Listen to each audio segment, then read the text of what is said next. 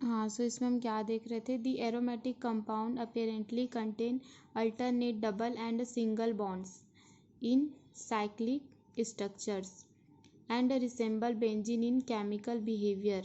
They undergo reaction. This characteristic behavior is called aromatic character और aromaticity. ठीक है, हम aromatic उसका उसका जो कैरेक्टर जो होता है, रिएक्शंस जो होते हैं, वो उसका जो बिहेवियर पे डिपेंड करता है और बेंजीन के केमिकल बिहेवियर पे।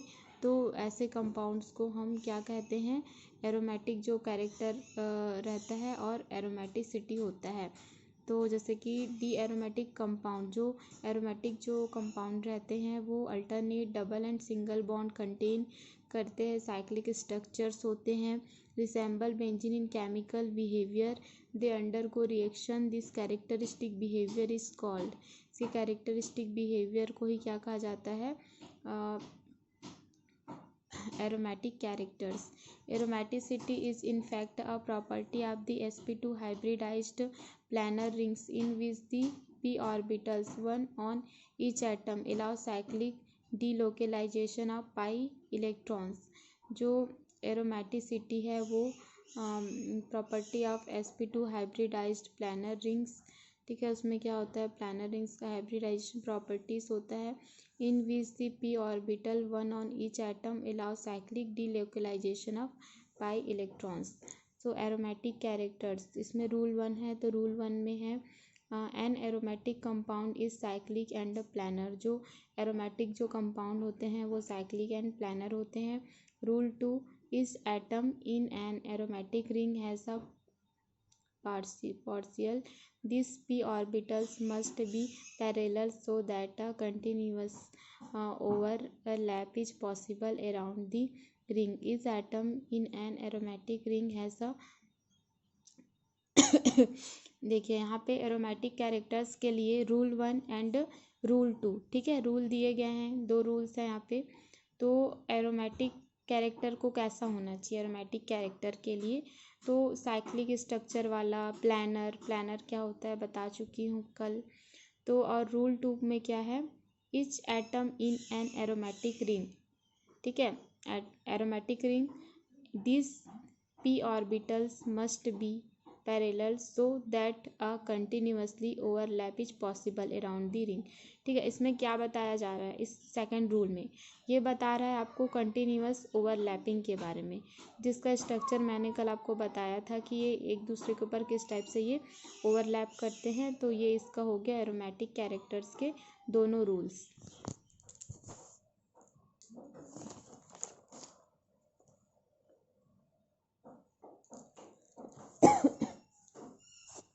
अब हम स्ट्रक्चर देख लेते हैं इसके।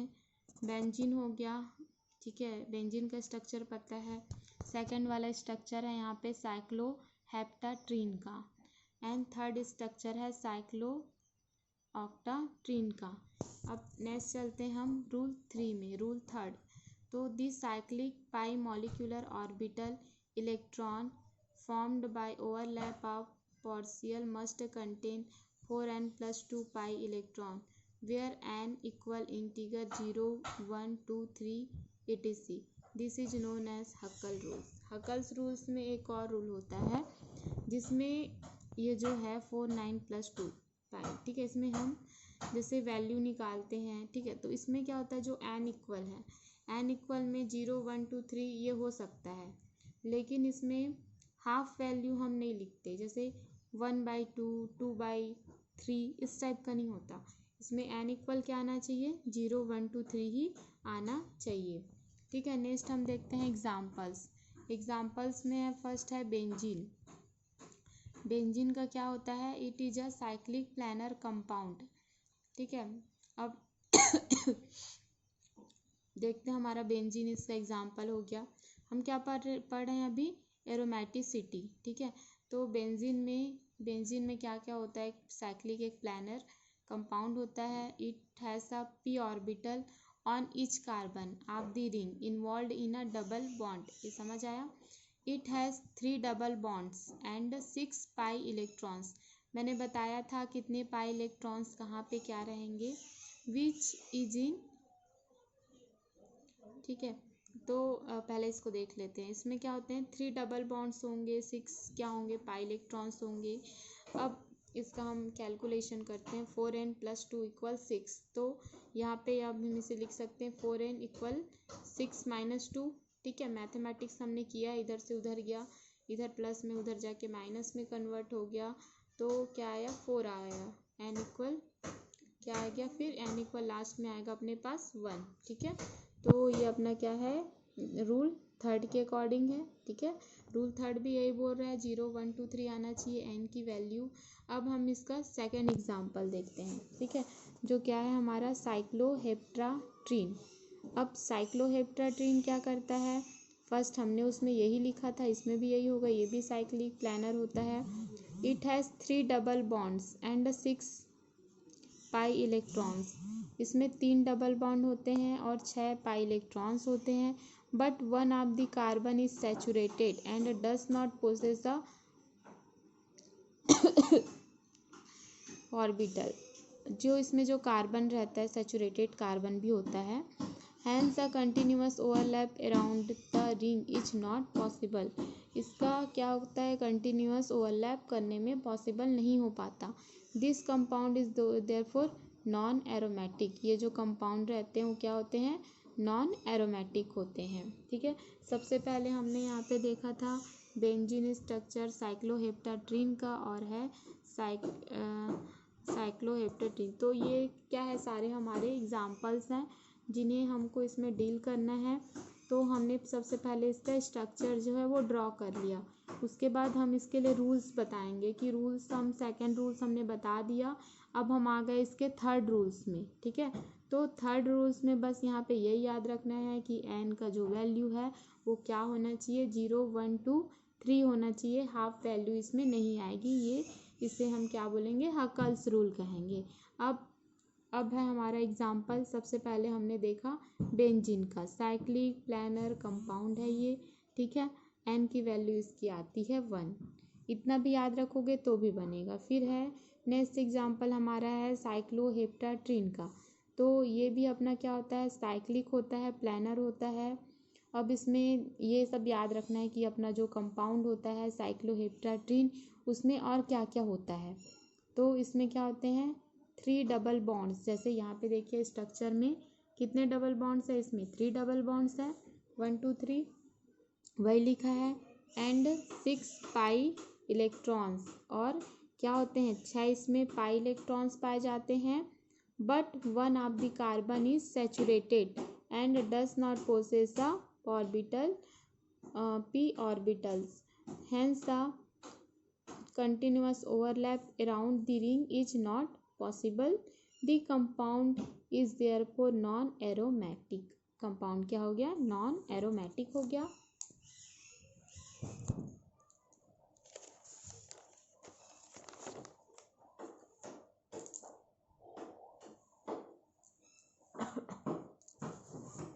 अब आ जाते हैं हम लोग थर्ड एग्जाम्पल में। ठीक है, तो इसका थर्ड एग्जाम्पल क्या हमारा,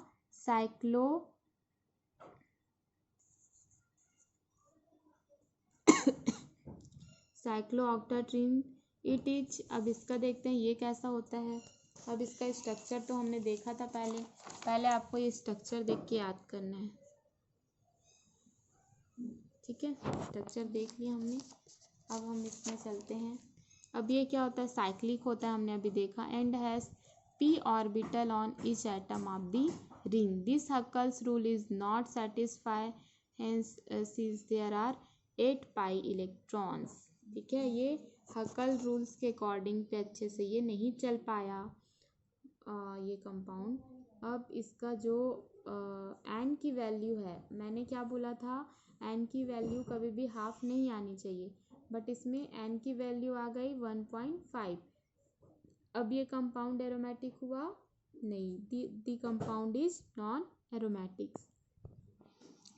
हेट्रोसाइक्लिक एरोमेटिक्स। ठीक है, ये देखते हैं। Heterocyclic compound also behave as aromatic if they are aromaticity rules. ठीक है, यहाँ पे क्या बोल रहा है कि जो हमारा ये क्या है, 4th नंबर का है हेट्रोसाइक्लिक एरोमेटिक्स। तो इसमें क्या हो रहा है, जो हेट्रोसाइक्लिक जो कंपाउंड है उसके बारे में हम बात कर रहे हैं। तो इसमें क्या होता है, एरोमेटिक जो रूल्स है वो देखते हैं इसमें फॉलो हो रहा है कि नहीं। जैसे कि पैरॉल है, ठीक है, ये एक एरोमेटिक कंपाउंड के लाइक ये क्या करते हैं कि जैसे ही बिहेवियर करते हैं अपना। जैसे कि पैरॉल है, ये एक एरोमेटिक कंपाउंड हो गया। फ्यूरॉन है, वो भी एक एरोमेटिक कंपाउंड है। थायोफिन, वो भी एक एरोमेटिक कंपाउंड। और पैरिडीन मीन्स जितने भी हेट्रोसाइक्लिक कंपाउंड्स है उनकी बिहेवियर जो है वो एरोमेटिक कंपाउंड के टाइप होती है। ठीक, ये याद रखना है। नेक्स्ट चलते हैं हम ऑर्गेनिक कंपाउंड्स में। ऑर्गेनिक कंपाउंड्स क्या होते हैं, जिसमें हमारे कार्बन प्रेजेंट होते हैं, वो हमारे क्या होते हैं, ऑर्गेनिक कंपाउंड्स होते हैं। सो इसका एग्जांपल हम देखते हैं, इसमें है CH4, HCl, HCN, CO2, COOH।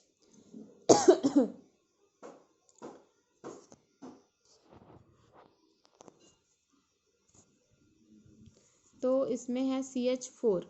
CH4 में कार्बन प्रेजेंट है, ये अपना क्या हुआ, ऑर्गेनिक कंपाउंड हुआ। ठीक है, अब है HCl। HCl में कार्बन प्रेजेंट है क्या। SCN में क्या है, कार्बन प्रेजेंट है। CO2 carbon present. और COOH इसमें भी क्या है, अपना कार्बन प्रेजेंट है। लेकिन इसमें से HCl है वो हमारा ऑर्गेनिक कंपाउंड नहीं होगा और HCN भी नहीं होगा। क्यों, क्योंकि इस कार्बन को नहीं देखना है, ये तो क्लोरीन बन गया ना, ये साइनाइड बन गया। ठीक है, तो ये Cl बन गया, CN बन गया, तो हमें ऐसे कंपाउंड नहीं लेने हैं। बाकी सब हमारे इसके एग्जाम्पल हैं ऑर्गेनिक कंपाउंड्स के। अब हम चलते हैं यहाँ पे एलिफैटिक और एरोमेटिक। ठीक है, अब देख लेते हैं यहाँ पे स्ट्रक्चर ऑफ बेंजीन। अब बेंजीन का स्ट्रक्चर देखते हैं, तो इसका है कैक्यूले स्ट्रक्चर। ठीक है, इस साइंटिस्ट का नाम मैंने पहले बताया था। और है यहाँ पे केमिकल स्ट्रक्चर और है एक रेजोनेंस स्ट्रक्चर। इस टाइप से क्या है, अलग अलग बनेंगे। ठीक है, तो कैक्यूले स्ट्रक्चर कुछ इस टाइप का रहेगा। ठीक है, बॉन्ड्स रहेंगे बीच में, उस टाइप स्ट्रक्चर रहेगा। केमिकल स्ट्रक्चर में हमें पूरा बताना पड़ेगा क्या क्या है। मैंने पहले भी बताया, sp2 हाइब्रिडाइजेशन होता है, हमने इसमें लिख दिया sp2 हाइब्रिडाइजेशन को। ठीक है, उसके बाद क्या किया, यहाँ पे हमने बताया कि कार्बन रहता है, कार्बन से हाइड्रोजन अटैच रहता है। ठीक है, देखो कार्बन के बाद 1 2 3, ठीक है 3 हो गया। तो इसमें रेजोनेंस और जो केमिकल स्ट्रक्चर है वो इस टाइप का होता है। रेजोनेंस क्या होता है, रेजोनेंस मतलब एक स्ट्रक्चर को कई टाइप से हम लिख सकते हैं। ठीक है, वो डिफरेंट टाइप के स्ट्रक्चर्स उसमें ड्रॉ होते हैं, तो वो हमारा किस में आता है, रेजोनेंस में आ जाता है। ठीक है, तो इस टाइप के जो स्ट्रक्चर्स है वो हो जाएंगे Kekule structure, chemical structure and resonance structures.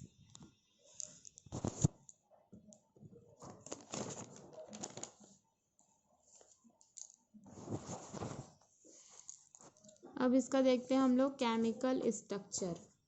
Chemical structure किस टाइप का क्या होगा, C6H6।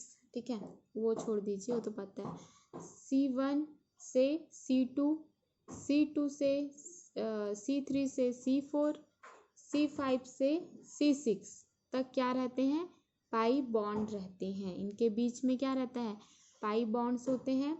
नेक्स्ट देखेंगे C2 से C3, C4 से C5, इसके बीच में क्या रहते हैं, C6 से C7, इसके बीच में रहते हैं सिग्मा बॉन्ड्स। ठीक है, तो आप काउंट कर लीजिए कितना पाई बॉन्ड है, कितना सिग्मा बॉन्ड है। ठीक है, तो यहाँ पे जो रेशियो निकलता है वो हो जाएगा 12 सिग्मा बाय 3 पाई।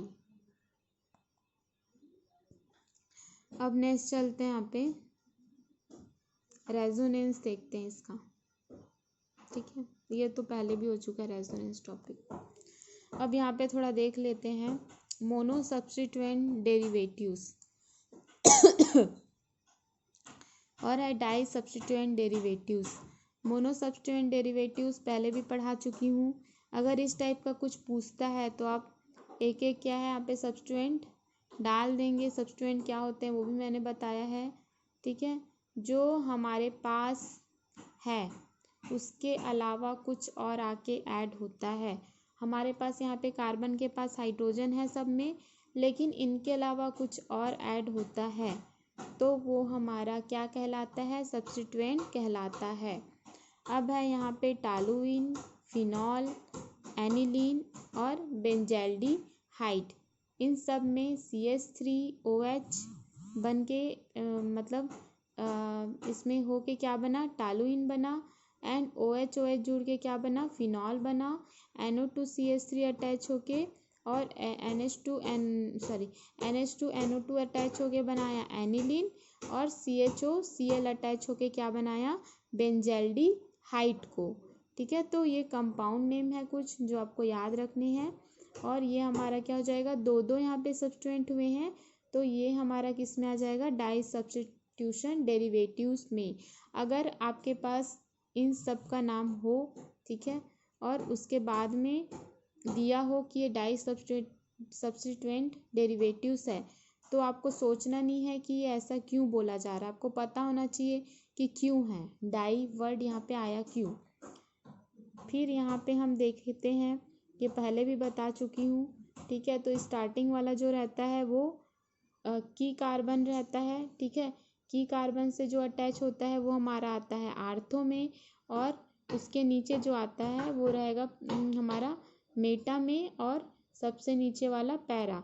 इस टाइप से क्या रहेंगे, दो मेटा दो आर्थो, लेकिन पैरा एक ही रहेगा, ठीक है। तीनों कंपाउंड आप देख सकते हैं।